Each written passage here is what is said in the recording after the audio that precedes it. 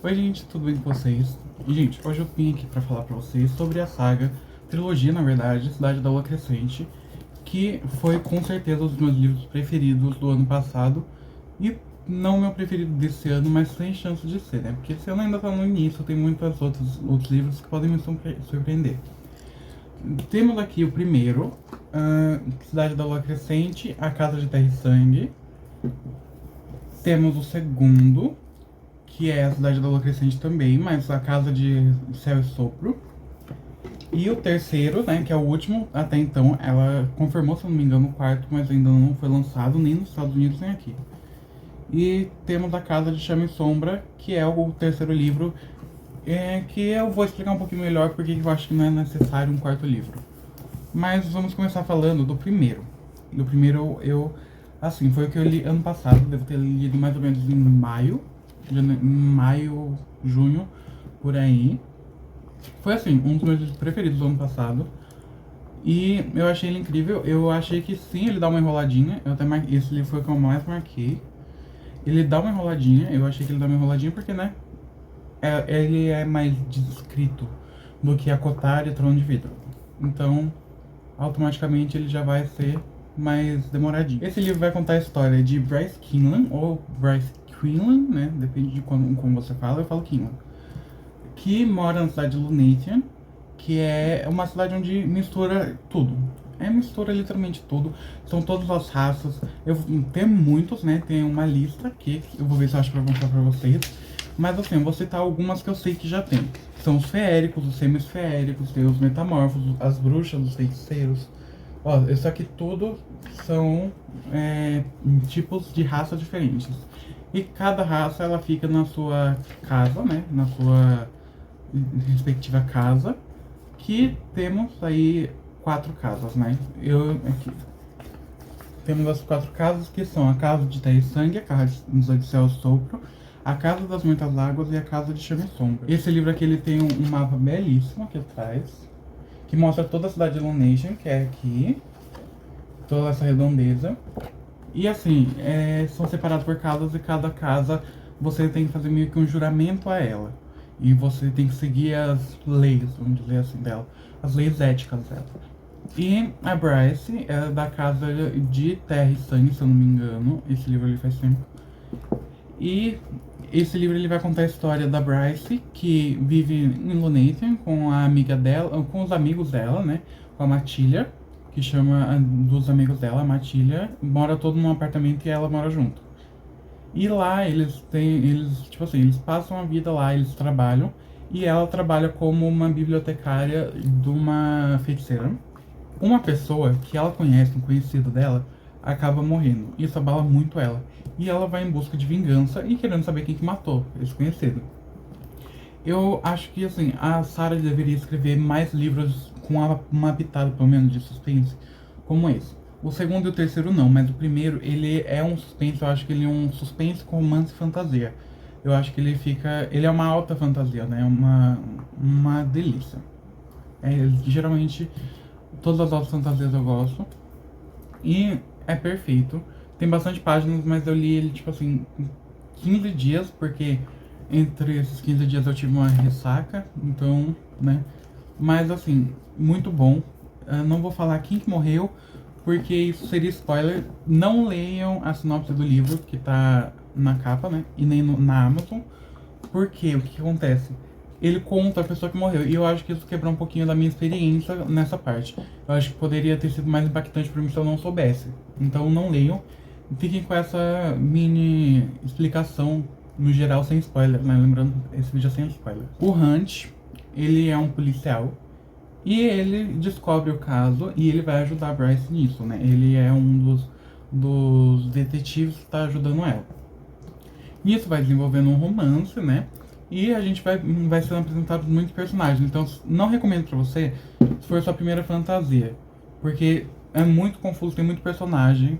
Demorou um pouquinho pra ler. E a fluidez dele, eu tenho uma coisa pra falar. Eu acho que em comum em todos, nos três, é que depois da parte 2, eu não sei exatamente onde fica a parte 2, mas depois da parte 2, que é mais ou menos aqui assim, ele fica extremamente mais fluido. Eu não entendi porquê, mas ele me pegou bem mais depois da parte 2, que, né, eu acho que foi o momento quando acaba na hora certa, a parte um.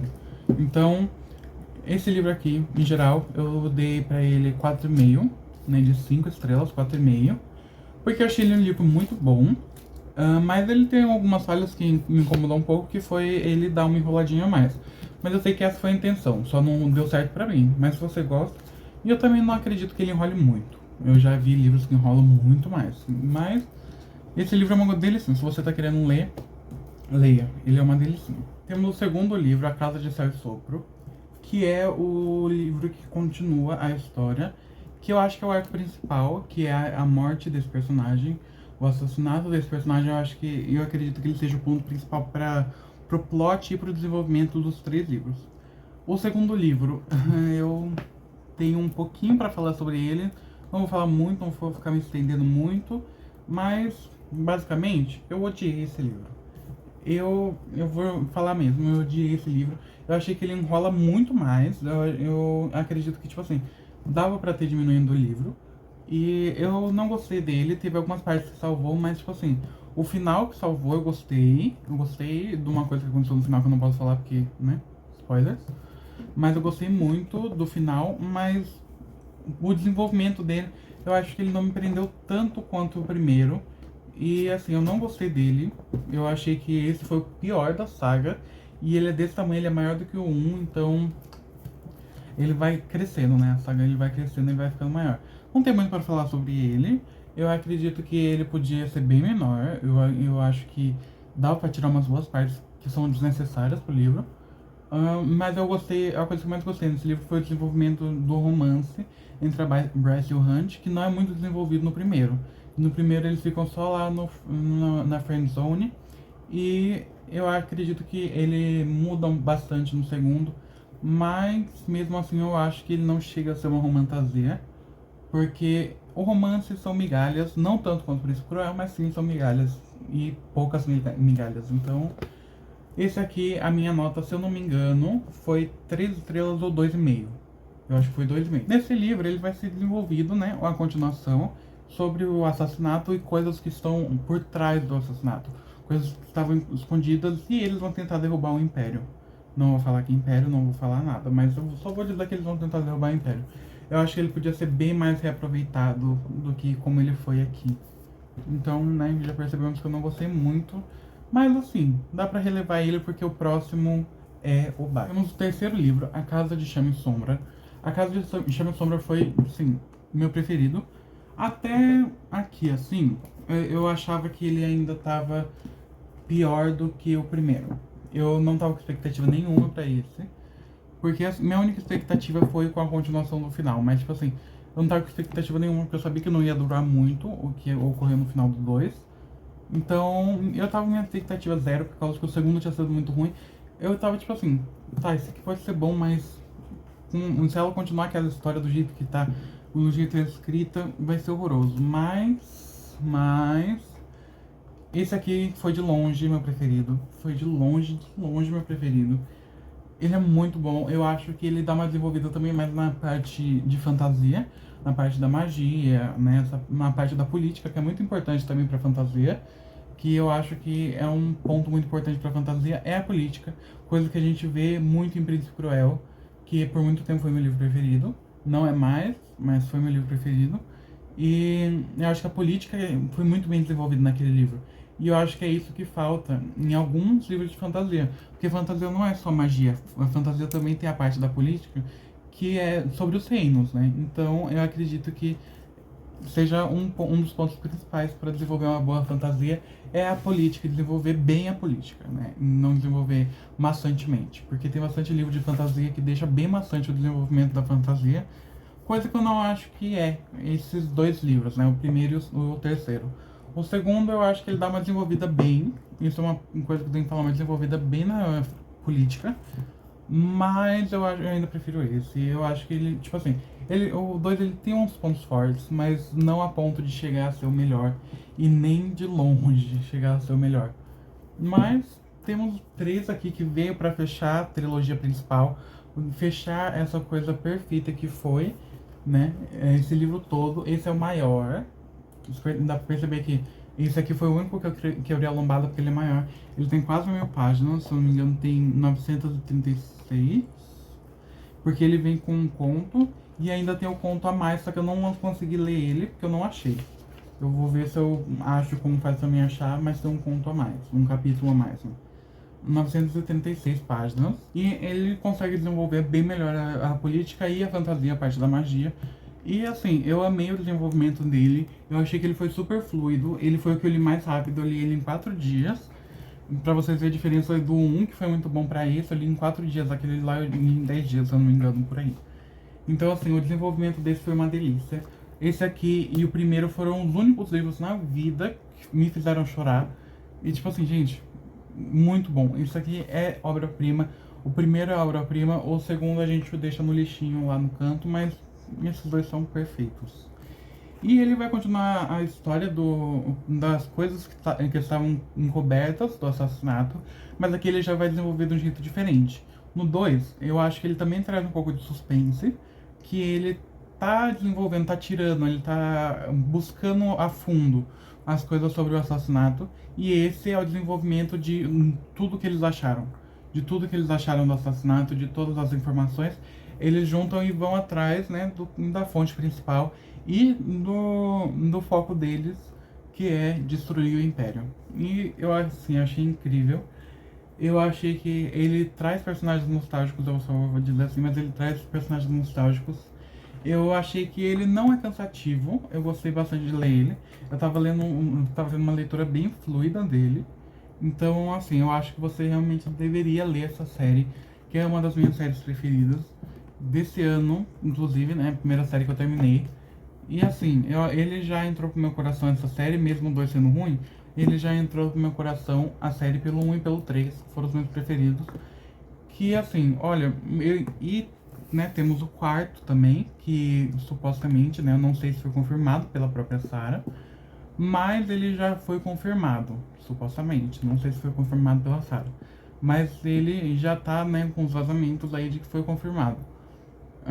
Eu não acho que seja uma boa ideia, porque os dois pontos principais, né, já foram fechados. O ponto das coisas de tirar as coisas de trás do assassinato já foi finalizado no 2. E a tentativa, né, de quebrar o Império termina no 3. Né, eu não vou dizer se dá certo ou não, mas termina no 3. E eu acredito que, tipo assim, não tem por que ter um outro livro. Não com esses personagens principais, eu acho que ela pode criar outros personagens por trás. Ou o quarto pode ser também um spin-off de algum personagem. Porque tem vários personagens que podiam ter um spin-off. Tem alguns personagens que eu acho que se seguir com eles vai ser meio maçante, porque não tem história pra continuar. Mas eu acho que dá pra tirar um suco, mais um pouquinho de suco desse limão. Eu acredito que dê pra fazer um livro bom, o quarto, mas não seguindo com os dois casais principais, né? Não vou falar quem quer por causa que um casal só aparece no dois. Eu acredito que dê sim pra fazer um bom livro, mas ela tem que saber os personagens se focar e ela tem que também saber desenvolver pra não ficar repetitivo. Porque uma das coisas que eu achei que ficou repetitivo também no 2 é que eles desenterravam coisas do assassinato e sempre eles estavam desenterrando, esse era o foco, até tipo assim, uns 90% do livro, desenterrando coisa. E, tipo assim, o primeiro inteiro já foi desenterrando coisa, o segundo também fica cansativo, né? E eu acho que o terceiro foi pra amenizar e fechar a trilogia do jeito perfeito. Mas é isso, eu acho que você deveria ler com certeza. Vale a pena ler o 2, porque tem umas lutas muito boas, inclusive. Mas, assim, vai sem esperança pro 2. Porque talvez você goste, eu não gostei, mas talvez você goste e você se surpreenda. Isso é uma coisa boa. E é isso que eu falo pra vocês. Leiam, né? Temos aqui 3 livros, calhamaços gigantescos, olha de lado. Temos 3 calhamaços gigantescos, são perfeitos. Perfeitos menos o 2, né? Vamos deixar sempre bem claro que eu não gostei do 2. Mas temos os 3 aqui. 2 perfeitos e um meio nhé. E eu acho que sim, vocês deveriam ler pelo 1 e pelo 2. Como eu disse, pode ser que vocês gostem bastante do 2, como pode ser que não gostem. Eu vi gente que gostou e eu vi gente que não gostou também. Então, tudo é de gosto. Mas, eu espero que vocês tenham gostado do vídeo. Deixem o seu like, se inscrevam no canal. E se vocês lerem, coloca nos comentários que eu quero saber o que vocês acharam também. Vocês já leram? O que vocês acharam e as suas notas para os 3 livros. Deixe vídeos que vocês gostam que eu grave. E até o próximo vídeo. Deixa o like, se inscreve no canal, comenta e manda para os amigos. E beijo, tchau!